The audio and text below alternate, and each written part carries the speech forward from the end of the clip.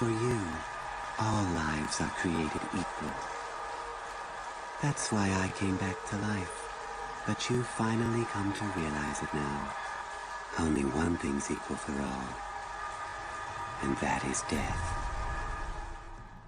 It might not make it past those rooftops, but still, at least it's flying. Aren't you glad you didn't give up? Yeah! You mustn't ever give up. In the shadows of the human psyche lies a darkness that can consume even the most innocent souls. A world where the line between good and evil blurs, and the choices made can shatter lives forever. In a world where darkness and light collide, where philosophies clash and destinies entwine, Monster tells a tale of two diametrically opposed souls, Johan Liebert and Kenzo Tenma. Johan Liebert. The mysterious and nihilistic monster whose perspective is encapsulated by his only one thing is equal for all, and that is death. To him, death becomes the great equalizer, the only certainty that transcends the disparities of social status, wealth, or power. Johan's worldview can be traced back to the existentialist philosophy of Friedrich Nietzsche.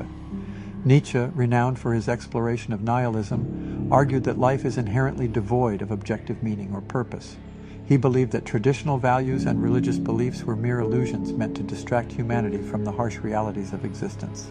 Johan's traumatic past, filled with abuse and manipulation, has led him to view life as a never-ending cycle of pain and suffering. His encounters with the darkest aspects of humanity, coupled with his own internal turmoil, have shaped his nihilistic outlook. He sees the futility in the pursuit of happiness and believes that everyone is bound to their predetermined fate, ultimately destined to face the same outcome: death. This aligns him with another philosopher, Arthur Schopenhauer. Schopenhauer viewed life as a constant struggle filled with suffering, asserting that the will to live brings about dissatisfaction and pain. Johann's belief that life is a never-ending cycle of pain and suffering echoes Schopenhauer's pessimism, where the pursuit of happiness is futile in the face of the inherent tragedy of existence.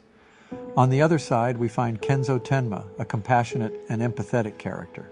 His philosophy stands in stark contrast to Johann's bleak outlook. Tenma's experience as a skilled doctor has shown him the profound value of life. He witnesses the vulnerability, pain, and joy that exist within each human being. He sees the potential for change and growth, even in the most troubled souls.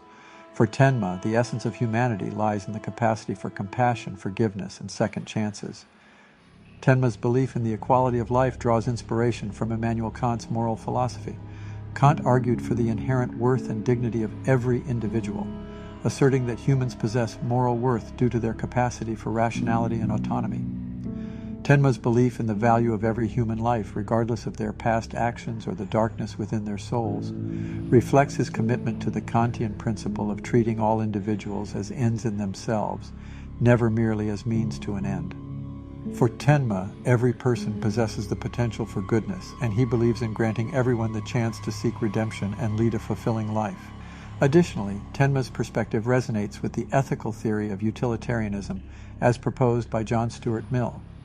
Utilitarianism holds that actions should be evaluated based on their ability to maximize overall happiness and minimize suffering. Tenma's determination to save lives and protect others, even when faced with seemingly irredeemable individuals, reflects his commitment to the utilitarian principle of promoting the greatest good for the greatest number. Johan and Tenma's conflicting philosophies create a narrative that forces the audience to question their own beliefs. Johan, driven by his traumatic past and disillusionment with humanity, seeks to expose the darkness that lurks within each person. He believes that death is the only means to escape the inescapable tragedy of existence. Tenma, on the other hand, confronts Johan with unwavering determination and an unyielding belief in the inherent goodness that can be found within every individual. He refuses to succumb to the nihilistic abyss and fights for the value of life itself, even when faced with seemingly insurmountable challenges. Throughout the anime, Johan, influenced by Nietzsche and Schopenhauer, challenges the audience to confront the existential void and the inherent darkness that permeates human existence. Meanwhile, Tenma, drawing inspiration from Kant and utilitarianism, advocates for the inherent worth and potential for goodness within each individual. So now what do you guys think? Whose philosophy resonates with you more? Are you drawn to Johan's nihilism or Tenma's compassion?